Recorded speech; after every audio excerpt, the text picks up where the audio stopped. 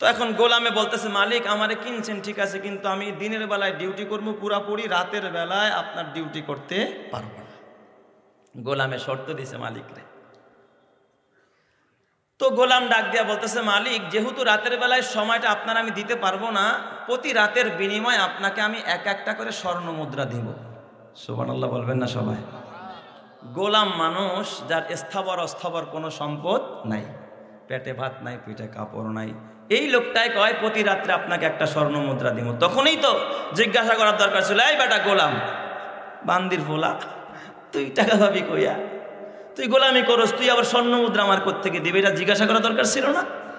শায়েখ আব্দুল ওয়াহিদ ইবনে জায়েদের গোলাম সন্ধ্যার পরে কই যে যায় নিজে বলতে পারে না।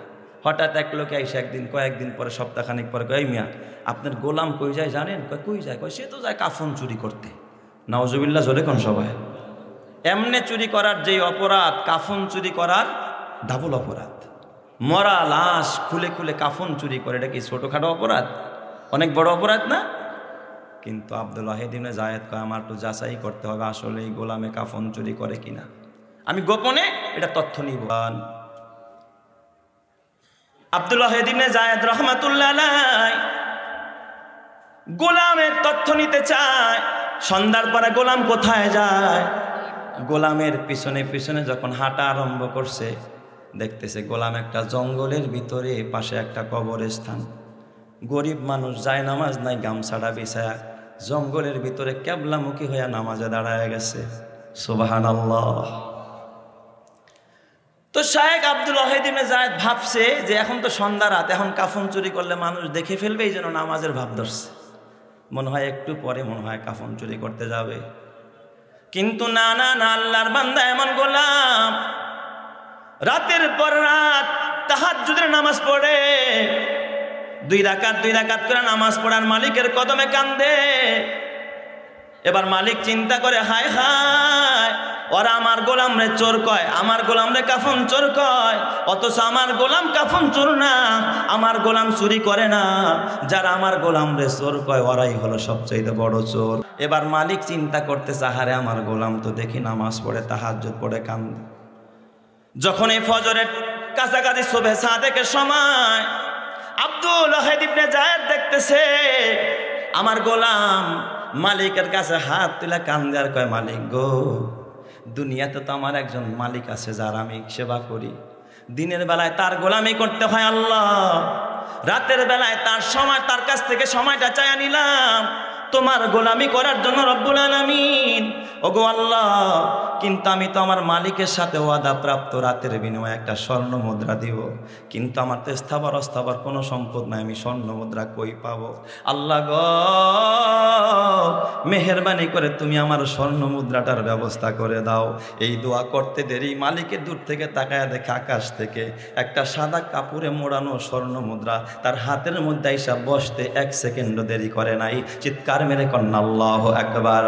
আলহামদুলিমান কদ্দারা খাইরা ওয়া খাবালা, আলহামদুলিমান কদ্দারা খাইরা ওয়া খাবালা, ওয়া শুকরু লিমান সাওয়ারা হুসনা ওয়া জামালা, লা জিদ্দা ওয়ালা নিদ্দা ওয়ালা হাদ্দা লিমাউলা, আল আনা কামা কানা ওয়ালাম ইয়ালকা জাওয়ালা, লা ক্বাবলা ওয়ালা বা'দা ওয়ালা ওয়াক্তা জামানা, লা হাজিবা ওয়ালা মানিআ লিল্লাহি তাআলা, লা তুশরিক ফিল্লাহি ওয়ালা রাব্বা সিওয়াহু, লা ওয়ালিদা ওয়ালা ওয়ালাদা ওয়ালা উম্মা লা খালা, ফরদুন সামাদুন আন সিফাতিল খালকি বারিউ, রব্বুন আযালিয়ুন খালাকাল খালকা কামালা। জোরে জোরে কোন সুবহানাল্লাহ। মালিকে দেখতে চায়, হ্যাঁ আমার গোলাম তো এত ভালো। ফজরের নামাজ পড়া এবার গোলাম রওনা। মালিক চিন্তা করে গোলাম আগে যাক, আমি একটু পিছিয়ে পিছিয়ে যাই, ফর্সা হোক, বেলা উঠুক, পরে যাই।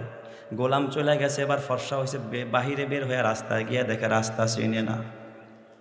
আব্দুল ওয়াহিদ ইবনে জায়েদ শাইখুল হাদিস আল্লামা জাকারিয়া লেখেন, রাস্তায় বের হয়ে এক লোককে জিজ্ঞাসা করে, ও ভাই পথিক, আমি অমুক জায়গায় যাব, কোন পথে যাব রাস্তা চিনি না।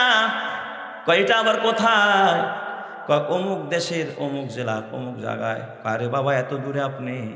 এখান থেকে যদি পায়ে হাইটা ওই জায়গায় যাইতে চান অন্তত 1 বছর সময় লাগবে। কত বছর? 1 বছর। এবার আব্দুল ওয়াহিদ ইবনে যায়েদকে আমি তো গোলামের সাথে আসলাম মাত্র 5 মিনিটে। সুবহানাল্লাহ বলবেন না সবাই? কেমন রাজত্ব অর্জন করছে গোলাম।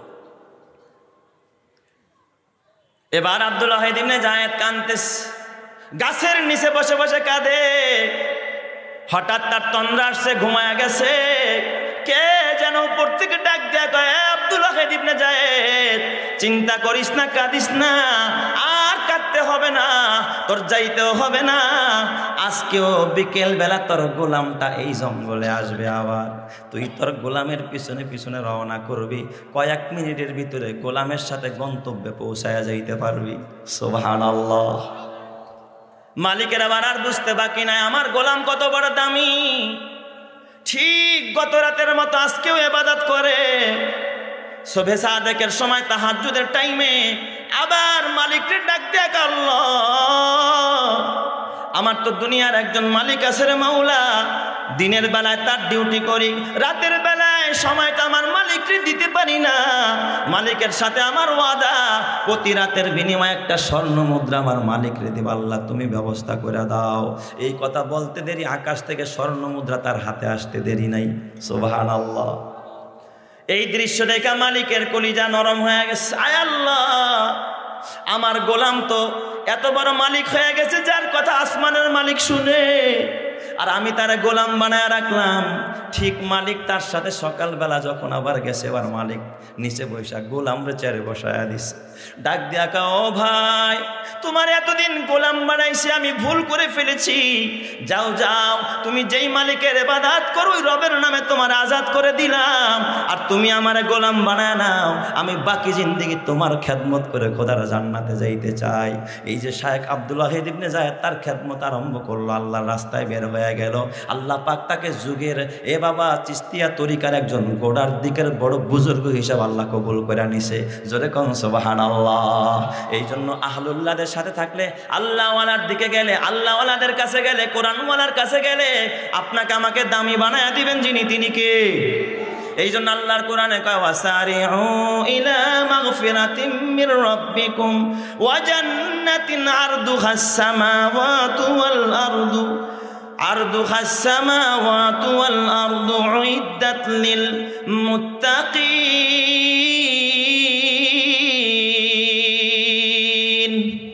আল্লাহ ডাক দিয়া কা, গোলাম ওই মাগফিরাতের দিকে দৌড়া, ওয়া জান্নাতিন, এবং জান্নাতের দিকে দৌড়া। কোন দিকে দৌড়াইতে বলছে আল্লাহ? জান্নাতের দিকে। কয় কেমন জান্নাত? আরদুহাস সামাওয়াতু ওয়াল আরদ, যেই জান্নাতের প্রশস্ততা হবে 7 আসমান এবং 7 জমিন। এই যে দেখেন একটা টিস্যুর বক্স আমার হাতে, বলেন তো এই জিনিসটার প্রশস্ততা বেশি না লম্বা বেশি?